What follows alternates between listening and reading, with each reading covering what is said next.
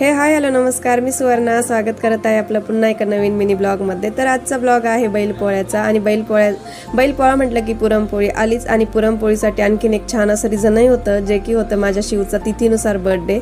तर मस्त इथे मी पुरणाची तयारी करून घेतली। त्यासाठी मी छान असं डाळ स्वच्छ धुवून घेतली आणि कुकरला लावण्यात त्यामध्ये तेल आणि मी थोडीशी हळद घातली होती। त्यानंतर येथे तयारी होती आपल्या काळ्या रशीची काळी रशी झाली होती। मस्त पुरण मी दळून घेतलं आणि त्यामध्ये साखर आणि इलायची पूड साखर आणि त्यामध्ये आणखीन मी जायफळही घातलं होतं।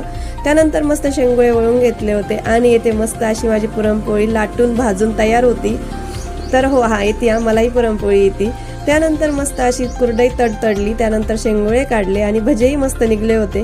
त्यानंतर येथे झाली बैलपोळ्याची तयारी, मस्त पूजा केली आणि आज शिवचा तिथीनुसार बर्थडे होता, तर केलं होतं छोटंसं सेलिब्रेशन।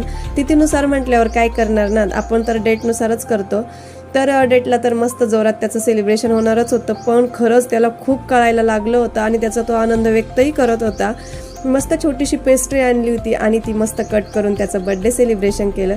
तर तुम्हाला माझे ब्लॉग कसे वाटतात मला कमेंट करून नक्की सांगा। तर चला भेटूया परत, तोपर्यंत बाय बाय।